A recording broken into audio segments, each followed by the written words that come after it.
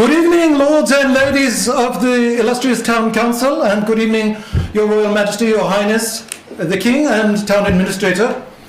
Congratulations on raising taxes yet again. Would you please state your name? Bruce Fenton, Lord Bruce Fenton this evening from Durham Point. Congratulations on raising taxes yet again. You know, the overwhelming majority of the voters is against the tax increase. They expressed this clearly, but you did what any good monarchy should do. You ignored them all. So bravo. You're not accountable to them. Public comment is simply theatre and the illusion of democracy, but at the end of the day, you're not accountable and you can simply ignore them. You, Your Royal Highness, you have never been elected, you were never voted into power, and Your Grace, you can never be voted out of power. It's a wonderful thing, isn't it? You are not accountable to them, their voice means nothing. So bravo. But I must say I was rather a little bit disturbed and distraught at the last meeting, because you let all manner of riffraff in here. You had voters and labourers and workers and other sorts of commoners traipsing into this fine halls as if they owned the place.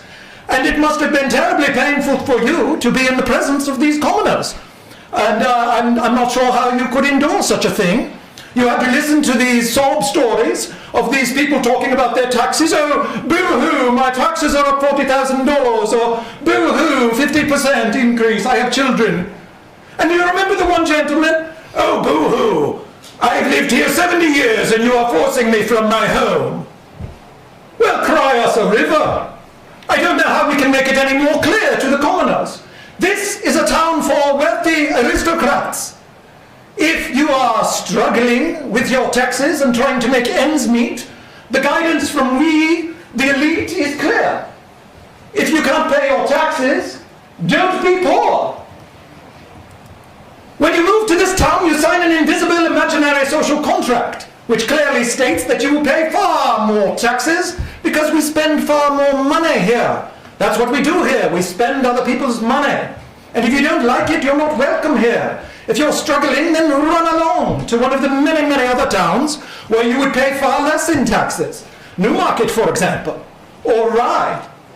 But have you ever been there? Have you ever been to Rye? It's a slum. It's barely suitable for the help. It shows what happens if the lords and ladies don't spend enough money. In Rye, the members of the town council have to sit on wooden benches. Can you imagine such a thing? Lords and ladies of the court sitting on wooden benches. It's preposterous. If anything, you should spend far more money. You currently spend about $60,000 a day of the workers' labour, and these are rookie numbers. You ought to be spending $100,000 or $200,000 a day.